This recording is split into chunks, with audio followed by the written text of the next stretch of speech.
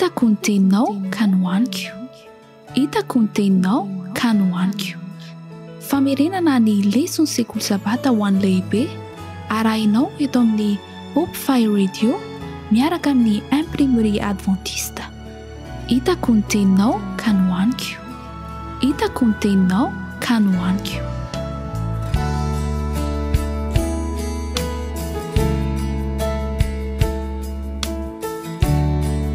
Faly miarabantsika rehetra trany manaraka ny Hope Fire Radio ankehitriny, ilay radio manandratra fanantenana. Manohitra ny fandalinana momba ny bokin'ny Josoa tsika ry mpiara-mianatra malala izay mitondra lohateny ankapobeny hoe lesona momba ny finoana ao amin'ny bokin'ny Josoa. Tsy hoe momba ny Josoa rery akory, amaha olona azy tsy izay no ianarana amin'ity lesona ity, fa ny boky manontolo izay mazava ho azy fa ahitana ny tantaran'i Josoa ihany koa, ahitana ny momba ny Josoa. Kanefa ny tena votoatin'izany lesona izany dia ny momba ny Israely, ny finoany, ary indraindray koa aza ny tsy fampiany finoany amin'Andriamanitra sy ny fitarian'Andriamanitra azy ireo ho any amin'ny tanina mpanantenaina, ary ny zavatra maro izay mampientanentana ny tranga tamin'izany fotoana izany. Amin'ny herinandro ity ry mpiara-mianatra malala dia miditra eo amin'ny lesona fahaefatra satsika, mitondra ny lohateny hoe ny ady ao ambadik'ireo ady rehetra. Ny ady ao ambadik'ireo ady rehetra. Ny namanareo dokotera Jean-Jacques Andriampariny no miaraka aminareo eto ankehitriny. Mialohan'ny irosoantsika amin'ny famerenana sy ny famtinana lesona nefa dia manasa anao hiara hanondrika ny lohanao hiaraka hivavaka amiko.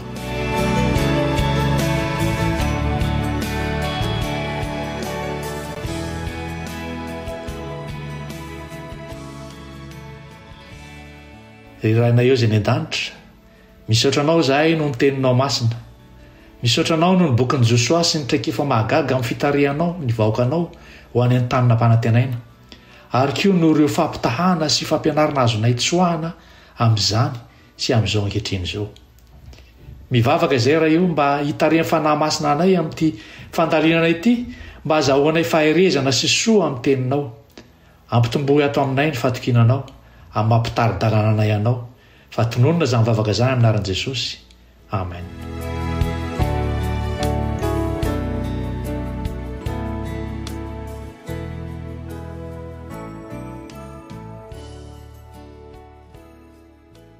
Efa tsapantsika tamin'ireo lesona teo aloha angamba fa tsy dia misesy toko manaraka toko akory ny fitantarana mitohy amin'ny fandalinantsika n'ity bokin'ny Josoa ity. Satria nisy tantara izay tsy hita amin'ny tapany anankiray nefa dia hita indray any aoriana any. Izany dia midika fa tsy filarina ara-toko no ianarana an'ity lesona ity, fa fandalinana tematika ihany ilay izy. Izany hoe misy lohahevitra banjinina isaky ny lesona. Raha tsy hevina tamin'ny herinandro lasa, ny lohahevitra izay nodoniantsika dia niresaka ny hoe tsangam-batin'ny fahasoavana, izay naneho ny fiverenana fahatserovana ny fitarian'Andriamanitra tamin'ny famakiana rano indray, dia ny fiampitana ilay renirano Jordana izany. Maneho finoana ilaina amin'ny vahoaka mba hamelana an'Andriamanitra handeha eo aloha sy taridalana azy ireo makany amin'ny tanina mpanantenaina. Ary tamin'izay rehefa tafiditra tany amin'ny tanina mpanantenaina ireo zanak'Israely ireo, dia nametraka tsangam-baty fahatserovana ho pirofo ny amin'ny fitarian'Andriamanitra azy ireo. Ary amin'izao fotoana izao amin'ny anarantsika ny lesona eto ity dia miomana indray handray ny tanina mpanantenaina izy ireo. Eto izany no manomboka manambara amin'ny Baiboly ireo fizarana izay heverin'ny olona sasany amin'ny fiarahamonina moderna ankehitriny hoe sarotra ekena ao amin'ny testamenta taloha, dia ny hoe ny amin'ny ady sy ny ramandrika ary ny fananiam-bohitra. Maro tokoa mantsy no manontany ny olona hoe fa maninon'Andriamanitra no mampitondra ady toy izany? Maninon'Andriamanitra nanao baiky toy izany amin'ny fananiam-bohitra?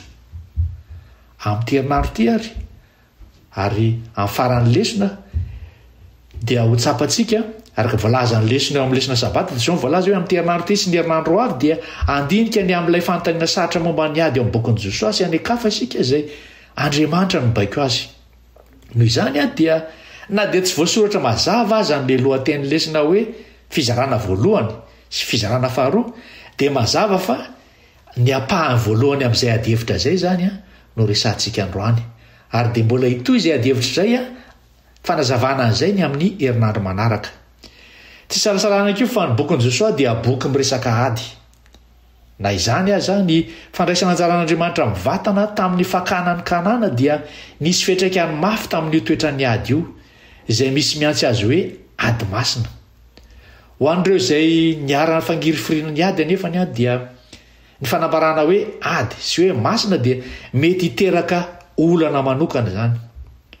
Ho an'ny olona kristianina maro ny zavatra izay mampikorotana kokoa aza dia ny fanehoana an'Andriamanitra ohatrany hoe mpiady izay tsy vitany hoe mandidy ny Israelita hanafika ny Kananita sy ny firenena hafa fa miady ho azy ireo mihitsy koa. Amin'ny terinaritra itsika ry mpiara-mianatra malala dia hiezaka ny andinika ity lohahevitra sarotra dia sarotra sy saripady ity. Ny fandaliana izay ataontsika amin'ny terinaritra ity dia manomboka amin'ny fandiniana ny ady izay nataon'i Israely mba hamabona ny tany nampanantenaina. Ary indrindra ny fomba sy ny antony tonga an'Andriamanitra hitarika azy ireo tamin'ny ady ara-tafika toy izany. Fa maninona no niseho tamin'izany fomba izany tokoa ary? Ny andininy ianarantsika ao amin'ny Josoa 5 raha manaraka isaky ny andinitsika dia tokony hanomboka amin'ny hoe andininy voalohany le izy. Nefa jereo tsara fa eo andininy voalohany io dia fanomanana ny olona amin'ny famorana. Ty manko taranaka vaovao izy ity taranaka faharoa ity taranaka izay niampitany ony Jordana ity. Dia fanomanana izay famorana tao Gilgala zay any amin'ny toko voalohany. Ary ny lesona terinaritra ity nefa dia manomboka amin'ny andininy 17 rehefa niona tamin'ny komandany tafiky ny lanitra zany Josoa. Ary dia manohy amin'ny toko 9 amin'ny fandravanan Jeriko. Zay ny lesona izay narantsika ny terinaritra ity. Tsy hoe kory hoe nandalovana fotsiny tsy ho resahana ny amin'ny famorana io fa ho resahantsika zany aoriana any amin'ny lesona 7 any. Eny ary mandeha ny fotoana fa hiditra avy hatrany amin'ny fianarana ny lesona isika. Ho zaraintsika anankitelo zany lesona izany. Fizarana voalohany dia hoe ny adin'ny Israely dia anisan'ny adin'ny lanitra. Izay ny fizarana voalohany. Mifototra amin'ny lesona alatsinainy sy zoma io fizarana voalohany io. Ny fizarana faharoa dia hoe Jehova dia mpiady mahery. Io moa zany dia voalaza anatin'ny tenin'Andriamanitra mihitsy zay ao amin'ny Exodosy 12:17 hoe Jehova dia mpiady mahery. Ary mifototra amin'ny fizarana lahady sy talata zay fizarana faharoa zay. Ny fizarana fahatelo dia mitondra mpitondrantsika lohateny hoe ny finoana no fandresena. Tsy tamin'ny ady ara-panahy fotsiny ihany fa tamin'ny ady ara-batana izay nataon'izy ireo koa. Mifototra amin'ny lesona larobia sy alakamisy zay fizarana fahatelo zay.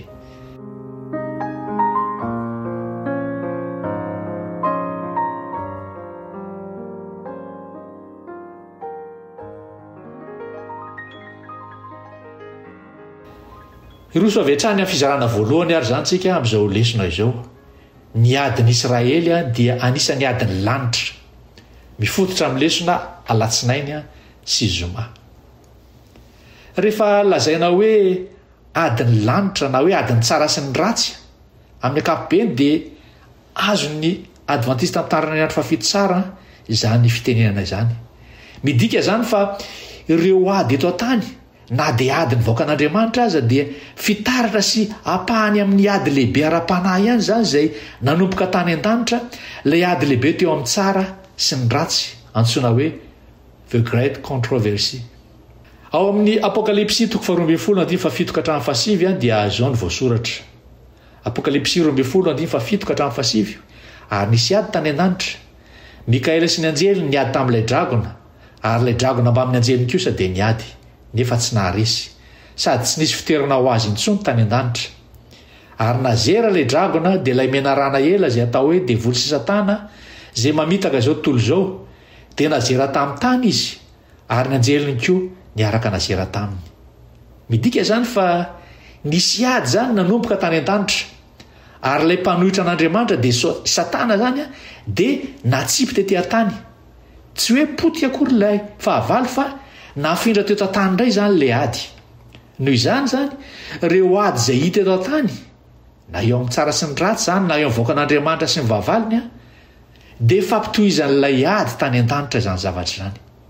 Ao amin'ny Isaia 4:4 sy ny Ezekiel 4:20-4:7 dia manazava bebe koa an'izany tantara izany. Ao dia lazaina fa hoe nisy kerobima voaositra anankiray lava rary tamin'ny toetrany izy io nefa nahitana ota tao aminy ary dia nyroan'andriamanitra avy tao amin'ny tendrombohitra masina izy. Dia lazaina koa fa hoe noho ny atsaratarehany sy ny toerana izay nomenana azy dia nanjary feno avinavina ny fony, nisy firiariana ary noho izany dia natsipy tamin'ny tany izy ary dia hofoanana tanteraka amin'ny andro farany. Izany dia manam-pirofo fa ny ady rehetra eto tany dia tsy fisehon'ny zavatra politika fotsiny fa fampisehoana hita maso amin'ilay ady ara-panahy lehibe ady eo amin'Andriamanitra sy Satana. Dia apôstôly Paoly aza dia nilazan'izao ny Efesiana 4:12 hoe fa isika tsy mitolona amin'ny nofo aman-drà fa amin'ny fanapahana sy amin'ny fanjakana raha mpanjakan'izao fahamazinana izao dia amin'ny fanahy ratsy eny amin'ny rivotra. Izany hoe na dia hita aza fa olona no ifanandrinana eto amin'ity tany ity dia hery tsy hita maso ny tena ao ambadika izany. Izay le ady ambadiky ny ady rehetra araka ny lohatenin'ny lesona. Ao amin'ny lesona latsinainy dia misy an'izao teny izao izay voalaza ao hoe ao anatin'izany fifandraisana misy eo amin'ny lanitra sy ny tany izany no tokony hatakarantsika ireo ady izay nasian'Andriamanitra natao teo amin'ny Israely. Fisehoan'ny fifanandrinana lehibe fanaovan'Andriamanitra sy Satana ary ny tsara sy ny ratsy no tokony andraisantsika izany. Ka ny tanjona faratampony amin'izany dia ny hampanjaka indray ny famarinana sy ny fitiavan'Andriamanitra eto amin'ity tontolo lavo ity. Midika zany ry mpiara-mianatra malala fa ny ady tany Kanana zany dia apahany amin'ilay ady lehibe farany fa tsy hoe ady samy hafa akory. Tsy misy hoe ady any an-danitra dia hoe ady hafa koa ny tetỳ tany, hoe tsy mifandray ireo fa ny ady rehetra dia miforona avy amin'ny loharano anankiray ihany dia ny fifanandrinan'ny tsara sy ny ratsy, fifanandrinan'Andriamanitra sy Satana. Ny tsy fankasitrahana araka ny tokony ho izy ny tantara lehibe ny fanandrinana teo amin'izao tontolo izao teo amin'izao rehetra izao ihany koa dia tsy maintsy ampihena ny fahaiza mandinika ny tenin'Andriamanitra hatakatra tsy ny foto-kevitry ny ady masin'i Josoa ihany fa ny sary lehibe ny soratra masina manontolo ihany koa. Ny fahatsapahana tsy ampy izay momba n'io fomba fijeran'izao tontolo izao io dia misy fiantraikany amin'ny fotompinoana ara-baiboly rehetra. Raha ny marina zany ry mpiara-mianatra malala ny fatakarana ny fifanandrinana teo amin'izao tontolo izao amin'izao rehetra izao mihitsy izay ihany no manome ny kristianina ny fomba fijery marina sy mirindra momba ny tantara.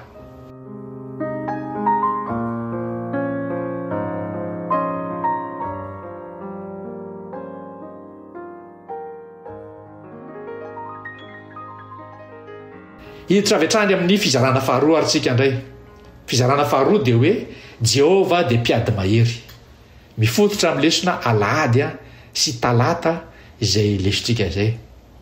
Fanontaniana mipetraka dia izao: raha ny lanitra mihitsy no tafiditra amin'ireo ady ireo ary Kristy ny lohany, inona ary zany no andraikitry Jehova amin'izany rehetra izany? Araitsy hivona amin'ny Apokalipsy 12 dia izao ny voalaza hoe Mikaela sy ny anjeliny niady tamin'ilay dragona, ary ilay dragona dia voalaza fa i Satana. Arak'izany no mahatonga antsika anontany hoe iza ary zany Mikaela? Mazava ho azy fa araka ny teto dia lehibe ny tafiky ny lanitra zany izy ity. Raha i Satana no mpitarika ny fahavalo dia Mikaela kosa no mpitarika ny tafiky ny lanitra. Rehefa jerentsika tsara ny andininy dia lazaina fa resy ilay dragona, natsipy avy tany an-danitra izy ary Mikaela no nandresy. Izany dia manambara fa i Mikaela dia mpitarika maharesy, mpitarika ny tafiky ny lanitra.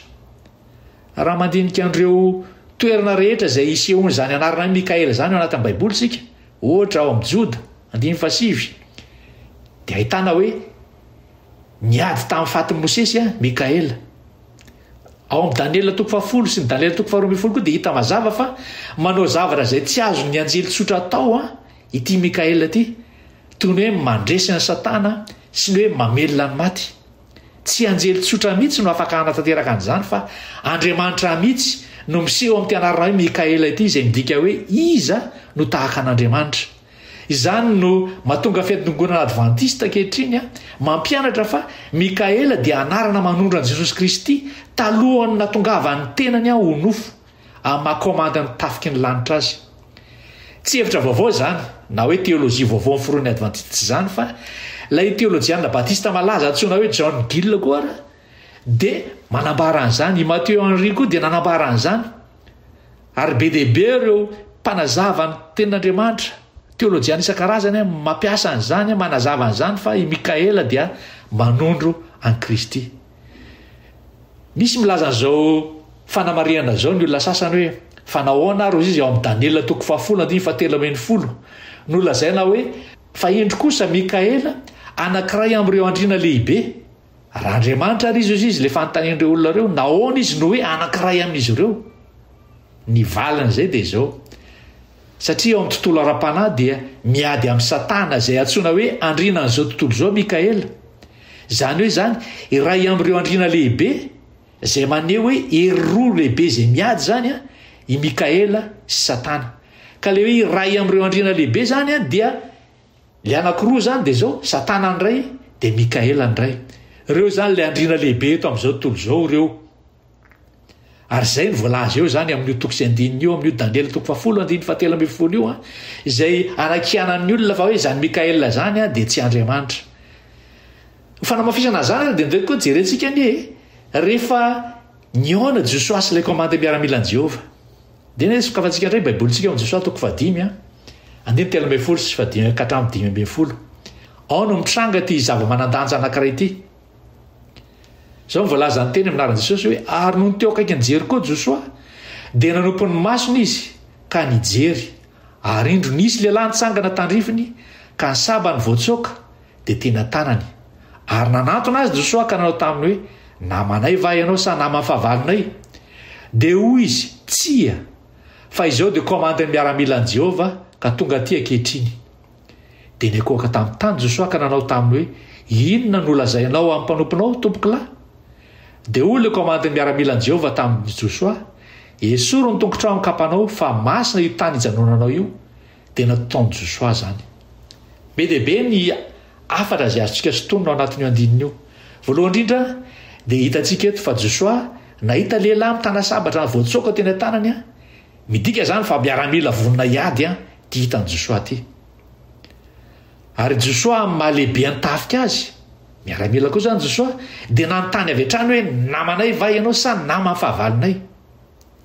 Ary nanavalin'ilay lehilahy hozy izy hoe tsia fa izao dia komandany miaramilan'i Jehova ka tonga aty ankehitriny.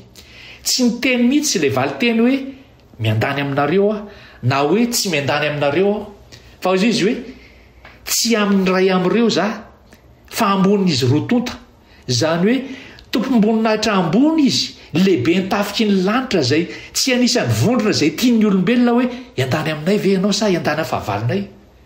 Fa Andriamanitra mitarika mihitsy ty tonga zay nanatrika an'i Josoa ty. Ary tamin'izay fotoan'izay dia niakoaka tamin'ny tany Josoa ary nitsoaka. Ary tsy niteny le lehilahy hoe tsia aza manao an'izao fa mpanompy ihany aho. Tsy toy ny le hitantsika any amin'ny apokalipsy hoe aza manao izany fa mpanompy ihany manam-po an'Andriamanitra rery ihany. Fa ity kosa dia zao zavatra niseho rehefa niakoaka Josoa dia nanaiky an'ilay fampompovavahana ilay lehilahy ary dia mbola niteny an'izao teny izao aza hoe esory amin'ny tongotrao ny kapanao fa masina io tany ijanonanao io. Mazava ho azy zany fa izany no fampatsiovana mivantana ny zavanitranga tamin'ny Mosesy teo amin'ny romeniny rehatra rehefa niteny le feo hoe esory ny kapa tao amin'ny tongotrao fa masina tany ijanonanao io. Midika zany fa Andriamanitra ihany no olona zay niresaka tamin'i Josoa tamin'io fotoana io izay maneho an'i Kristy amin'ny endriny talohany natongavany ho nofo.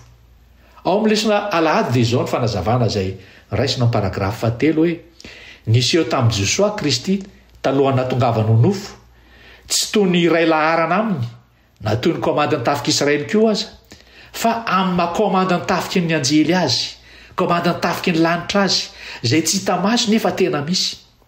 Zany hoe tafiditra ao anatin'ny ady lehibe lavitra noho ny an'i Josoa tamin'ny Kalilita zany Andriamanitra eto. Ny fihetsiky Josoa dia manondro mazava ny fatakarany ny momba n'ilay komandy. Mitovy amin'Andriamanitra izy ary dia niakoaka teo anatrehany Josoa ho mariky ny fanajana lalina azy sy ny fivavahana aminy. Vonona Josoa ankehitriny handray ny toromarika hoety miady nitetika fanafiana zay ampahany manandanja amin'ny ady lehibe lavitra zay hidira ilay Andriamanitra ny maro antsehatra mihitsy. Mazava ho azy zany mpiara-mianatra malala i Jesosy mihitsy no niseho tamin'i Josoa amin'ny komandany tafiky ny lanitra azy. tsy niseho hoe mpiaradia amin'ny olombelona izy fa mitarika ny tafiky ny lanitra amin'ny ady ara-panahy ary Josoa amin'ny mahalehibe ny tafika ara-batana azy eo amin'ny zanak'Israely dia nankatony baiko ny komandany lanitra io izay Jesosy Kristy mihitsy zany. Ao amin'ny lesona talata amin'ny paragrafy 7 dia misy an'izao andalana zao hoe arak'izany niady tamin'ireo mponina tao amin'ilay tany dia tokony ho raisina eo amin'ny ampahany voalohany amin'ny fanandrinana io izay ho tonga amin'ny faratampony eo amin'ny azo fijaliana ary farana ny fitsarana farany rehefa ho amarinina ny fitsaran'Andriamanitra sy ny toetrany be fitiavana. Ny amin'ny fandringana tanteraka ny Kananita dia tsy maintsy takarina araka ny fomba fijery ara-baiboly zany izay ahitana an'Andriamanitra miditra an-tsehatra ao anatin'ny fanandrinana lehibe ifanaovany amin'ireo tafiky ny ratsy eo amin'izao tontolo rehetra izao.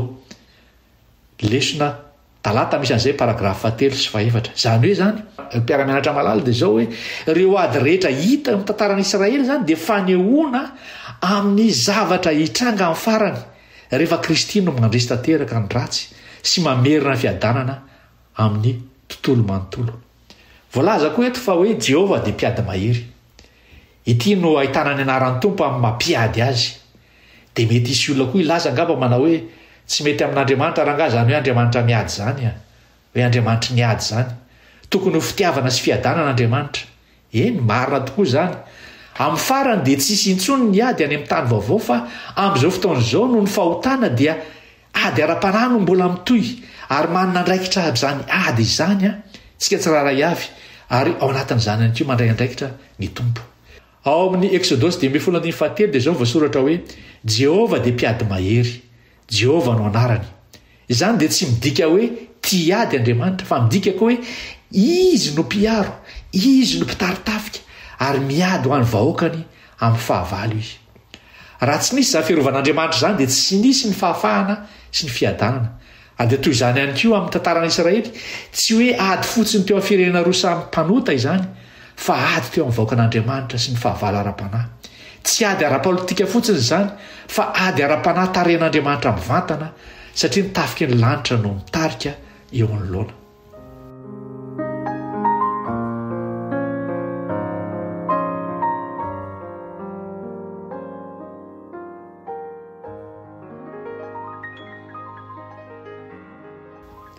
Hiditra avy hatrany indray tsika ary ao amin'ny fizarana fahatelo sady farany amin'izao lesona izao. Ny finoana no fandresena. Mifantoka amin'ny lesona alarobia sy alakamisy ny lesontsika amin'ity fizarana fahatelo farany ity. Amin'ity ampahany ity zany dia ho hitantsika ny fifaraisan'ny finoana amin'ny ady ny drafitr'Andriamanitra tamin'ny tany Kanana ary lesona ara-panahy ho an'ny taranaka rehetra. Rehefa heverina fa Jehova dia mpiady mahery a Kristy no komandany tafiky ny lanitra dia midika izany fa tsy tokony hanao ady amin'ny heriny manokana ny vahoakan'Andriamanitra fa tokony hantehitra amin'Andriamanitra amin'ny alalan'ny finoana. Ary izay no hevitry ty lohateny ty hoe ny finoana no fandresena. Andriamanitra no tokony hiady, ny olona kosa ino. Zao tokoa maka mivoasoratra amin'ny Exodosy 4:13 ka hatramin'ny 4:14 dia io mesesy tamin'ny Israely teo anoloan'ny ranomasina mena hoe aza matahotra ianareo mijanona fa ho hitanareo ny famonjen'i Jehova izay ataony anareo anio. Fa ny Egiptiana izay hitanareo anio dia tsy ho hitanareo intsony mandrakizay. Jehova hiady anareo fa ianareo kosa angina. Ary eo amin'ny 9:20 toko io ihany aza rehefa niady tamin'ny Egiptiana Andriamanitra dia zao no voalazan'ireo fahavalo ireo hoe aoka handositra ny tavan'Israely isika fa Jehova no miady amin'ny Egiptiana ho an'ireo. Tena mazava zany fa Jehova mihitsy no nanao le ady ary tsy niady akory ny Israely. Izy ireo nitaza-potsiny fotsiny tampinoana. Izany no endrika anana ny fandresen'ny vahoakan'Andriamanitra, modely amin'ny fandresen'Andriamanitra ny tantaran'ny Exodosy. Tsy niady akory fa mitaza-potsiny ampinoana. Andriamanitra ny tompony ady. Zao voalazany lesona ao amin'ny lesona larobia paragrafy 2 hoe nanjary sary miverimberina teo amin'ny tantaran'Israely ny fidiran'Andriamanitra an-tsehatra amin'ny fomba mahagaga ho azy ireo izay sady tsy nanan-kery no tsy mahay miady. Ny fomba nanafahan'Andriamanitra ny Israely tamin'ny fanadevozana tao Egipta no nanjary ohatra amin'ny fanafahan'Andriamanitra ny vahoakany. Jehova ihany no miady eto fa ny Israely kosa nasaina nangina fotsiny.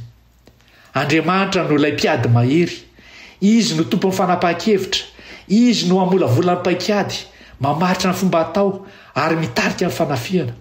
Raha tsy Jehovah no miady ho an'ny Israely dia tsy afaka ny ao amin'ny velively izy ireo. Eto izany ry mpiara-mianatra malala dia tsarofo fa tsy hoe niady niaraka tamin'izy ireo Andriamanitra, fa izao Jehovah rery mihitsy no nanao le ady. Ary ny adidin'ny Israely dia tsy niady fa nijanona natoko fotsiny. Izany no hevitra ny fototry lehibe indrindra amin'ity fizarana teo hoe finoana no fandresena. Tsy ny herin'ny sandry no mitondra fandresena fa finoana no mitondra fandresena. Vokatr'izany avy amin'izany dia izao hoe aza miady. Aza miady fa ndao miady miaraka amin'ny tompo. Ny fifakirana amin'i Jesosy no ndao hiadivana tsy hisaraka amin'i Jesosy sanatranandro. Kanefa raha fa mijery ny tantaran'ny Israely isika dia mahita fa nivadika tsikelikely izay toe-javatra izay. Tamin'ny voalohany Andriamanitra mihitsy no nanao le ady ho azy ireo. Fa tateoriana kosa Andriamanitra dia nandidy azy ireo hiady. Fa maninona ary? Ny valiny dia noho ny tsy finoan'izy ireo, noho ny fimonomononan'izy ireo. Ny drafitr'Andriamanitra tany am-boalohany dia hoe izao ny hiady anareo. Fa rehefa tsy nino izy ireo dia navelan'Andriamanitra anjay anjara tamin'ny ady izy ireo mba ampianarana azy sy ampitomboana ny finoany amin'ny alalan'ny fanandramana. Izao voalaza ny lesona Alakamisy amin'ny paragrafy 7 manao hoe nanjary nila niady ny Israely, ary ankoatran'izany dia nanjary fizahan-toetra ny fatokian'izy ireo tamin'i Jehovah koa izany. Tsy nanara azy ireo nefa Andriamanitra fa navelany anatry maso ny heriny ny Israelita tamin'ny alalan'ny fianterana tanteraka taminy. Izany hoe rehefa niaina ny finoana dia nampitomboan'Andriamanitra ny fandraisan'izy ireo anjara mba hampianatra azy ireo hitoky amin'Andriamanitra indray. Tsy hoe sitrak'Andriamanitra niady, fa fitaovana nampiasain'Andriamanitra hamererana ny fitokisana sy ny faharetan'ny finoana izany. Raha ohatra izany tsorina ry mpiara-mianatra malala dia izao ilay safidy faharoa izay voalaza eto amin'ity lohateny amin'ny lesona Alakamisy ity dia hoe tsy dia hoe drafitra tonga lafitra tsara akory izy ity. Na dia eo amin'ilay lohateny lesona ary dia hoe safidy tsara indrindra faharoa. Satria raha ny tena marina dia noho ny nataontsika ihany na tonga ilay safidy faharoa izay neken'Andriamanitra ho tsara ao antsika. Ny safidy voalohany dia izao hoe ny tompo no ampandresy antsika, izy rery no hiady ho antsika. Fa ilay safidy faharoa rehefa tsy nino ny olombelona, rehefa tsy natoky isika dia nampidirin'Andriamanitra tamin'ny ady izy ireo mba hianatra an'izany atao hoe fitokisana izany. Ao amin'ny Deutéronomie 20 dia manazava ny lalàn'ny ady. Hita fa ny men'Andriamanitra izany lalàna izany, lalàn'ny ady izany taorianany 7 taona taony efitra, taorianany tsy finoana izay nipoitra teto amin'ilay zanak'Israely reto sy fimonomonoana isan'andro ny fitarainana lava. Dia izao ny voalaza ny lesona Alakamisy paragrafy 2 hoe tsy nanitsakitsaka ny fitsipony Andriamanitra raha nidina teo amin'ny laharan'ny olona, ka tsy nitsahatra ny antso azy ireo mba hiverina amin'ny drafiny ho azy ireo. Dia ny fianteherana sy ny fitokiana tanteraka amin'ny fidiran'Andriamanitra antsehatra. Raha ny marina tsy nomena ilay lalàn'ny ady ao amin'ny Deutéronomie 20 raha tsy tateorianany 7 taona tany anefitra izay vokatry ny tsy finoan'ny Israely ihany koa. Ny taky-paikady vaovao ny toe-javatra vaovao ary tamin'izany ihany no takian'Andriamanitra ny Israely andringana tanteraka ny Kananita. Izany dia pirofo fa tsy tao anatin'ny drafitra voalohany ilay ady, fa vokatry ny tsy fankatoavana sy ny fahaverezan'ny finoana. Ny ady izany dia natao fanandramana sy fampianarana. Na dia nisy aza ilay ady dia mbola ampiasain'Andriamanitra izany mba ho fitaovana hanamafisana ny finoana. Izao voalaza ny lesina hoe na dia lasa zavatra tsy azo idivirana aza ny ady ho an'ny zanak'Israely, dia lasa fitsapana koa ny firaiketam-pony amin'i Jehovah. Navelan'Andriamanitra hita maso ny heriny izy ireo amin'ny alalan'ny traikefa tamin'ny ady, mba hianarany ihany koa antoky tanteraka aminy, hiantehitra tanteraka aminy. Ka rehefa niady izy ireo dia tsy noho ny fahanginan'Andriamanitra fa noho ny fahazon-dalana manokana izay navelan'Andriamanitra ho ataony. Ary tamin'ny ady tsirairay dia nampianarina izy ireo fa tsy tamin'ny herin'ny sabatra no fandresena fa amin'ny herin'ny finoana. Eto amin'ity fizarana fahatelo faranty izany ny fandresena finoana ho an'ny Israely sy ho antsika ankehitriny, ny hevitra lehibe azo raisina dia izao hoe raha nitoky tanteraka tamin'Andriamanitra ny Israely dia tsy mila nanao ady mihitsy izy ireo. Ny ady rehetra dia nateraka ny tsy finoana avokoa sy ny fimonomononana. saingy amin'ny fiafarany tantara dia ny finoana ihany koa ny mbola hafa anome fandresena. Zao voalaza ny Paoly amin'ny Korintianina 2:10-15 hoe fa tsy avy amin'ny nofo ny fiadiany tafika fa mahery avy amin'Andriamanitra andravana fiarovana mafy, fa mandrava ny fisainana sy ny zavatra avy rehetra izay hatsangana hanohitra fahalalàn'Andriamanitra izay ka mamabo ny hevitra rehetra anaiky an'i Kristy. Izany hoe ao amin'ny testamenta vaovao izany ry mpiara-mianatra malala ny ady marina dia izao tsy amin'ny sabatra intsony fa amin'ny finoana, amin'ny fanekena ary amin'ny fanekem-pinoana an'i Kristy. Io no ady lehibe indrindra amin'ny andro farany.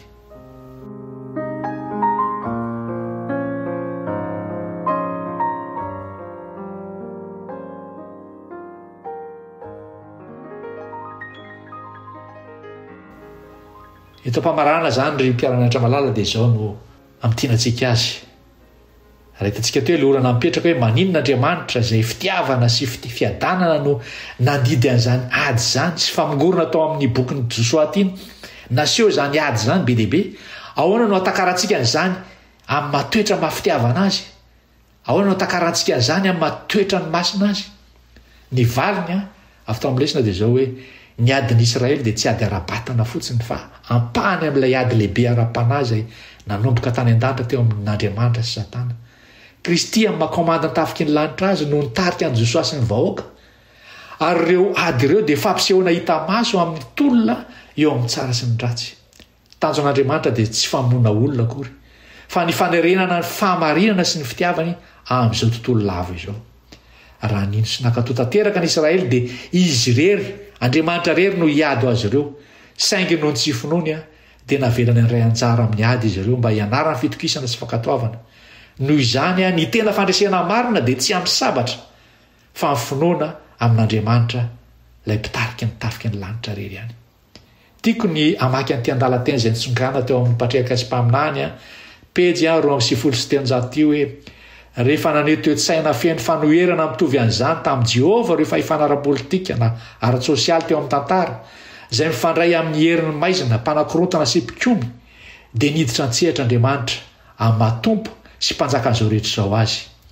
Ny fanehoana an'i Jehovah mampiady mahery azy dia nanjary tandindo ny fandresena faratampony izay amara tanteraka ny ady fanaovany tsara sy ny ratsy izay mahafoaka izao tontolo rehetra izao. Ankoatra izany ny ady masin'i Israely dia tsy vitany hoe maneho taratra ilay fanandriana lehibe ao anatin'ny fitaratra fotsiny fa ampahamanandanja amin'ny ady io mihitsy izay manambara meloa ny fitsaran'Andriamanitra amin'ny andro farany eo amin'ny sehatra ny tantara ankehitriny. Tombontsoa sy adidiny men'Andriamanitra azy ireo ny hiditra ny tanina mpanantenaina tamin'ny fotoana izay nitendreny saingy nesorina tamin'izy ireo izany tombontsoa izany vokatry ny adalàna izay nininona taony. Tsy drafitr'Andriamanitra ny azahoan'izy ireo ny tany tamin'ny lalan'ny ady fa tamin'ny lalan'ny fankatoavana tanteraka ny didiny kosa. Nataon'Andriamanitra ho tombontsoa sy ho adidiny diran'ny Israely tao amin'ny tanina mpanantenana tamin'ny fotoana izay nitendreny tsy tamin'ny lalan'ny ady nefa noho ny tsy fanarahan-dalàna noho ny tsy finoana dia ny foanana izany fahazon-dalana izany. Tsy noho ny ady ny fomba fikasan'Andriamanitra nanana ny tanina mpanantenaina fa ny fankatoavana tanteraka ny didiny.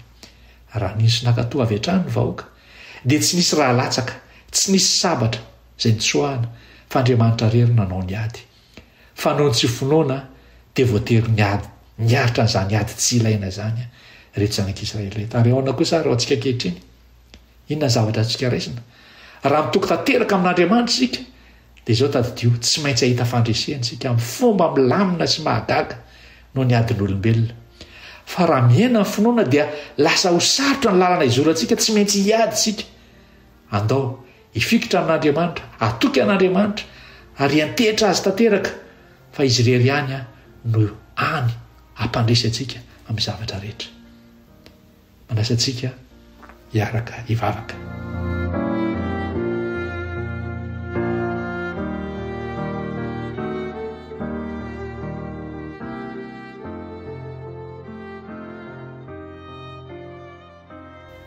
Raha na eo izay ny danitra misaotranao zahay no ny fitarehanao ny vahoakanao tamin'ny andro taloha sy amin'izao ankehitriny izao. Ampio izay Tompo, anana fanajana lalina taony an'i Josoa izay niankohaka teo amasin'ny komandany tafiky ny Tompo. Ataovy tsapanay fa manatrika anay isan'andro ianao ary aoko tsapanay fa ilainay ny manome voninahitra anao mandrakariva. Niankohaka anao isan'andro ary zay sitraponao tompo mba ho tanterahanay isan'andranandro. Ampio koa izay Jesosy eo mba ino sy atoky anao amin'ny ady rehetra, ady ara-panahy, ady ara-piainana zay manjady aminay tsiraray avy. Tompo, mino izahay fa mba ampio izay amin'ny tsy finoanay, mba ho afaka amin'izany tsy finoana izany. Ampio izay mba hiaina amin'ny finoana amin'izao fotoana sarotra amin'ny andro farany izao, amin'izao tantaran'izao tontolo izao, mba ho voavonjy amin'ny fiara-miasa aminao, ho tianay ny miara-miasa aminao, mba ahafahanao hiverinangana Jesosy ka handray anay. Izany no fangatahanay, angatahanay no ny amin'ny anaran'i Jesosy. Amen.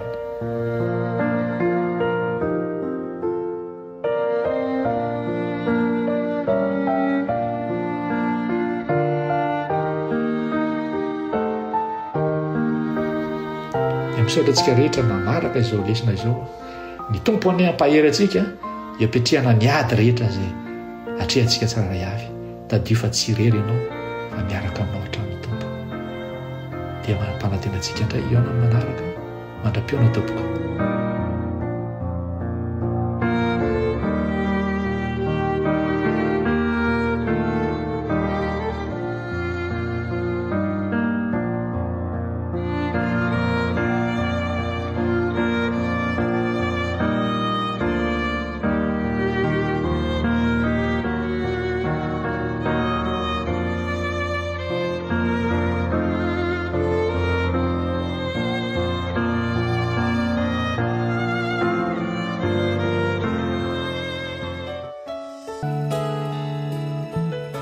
Hitako ny teninao ka nohaniko. Hitako ny teninao ka nohaniko. Famerenana ny lesona sekoly sabata ho an'ny lehibe arahinao eto amin'ny Hope Fire Radio miaraka amin'ny Imprimerie Adventiste. Hitako ny teninao ka nohaniko. Hitako ny teninao ka nohaniko.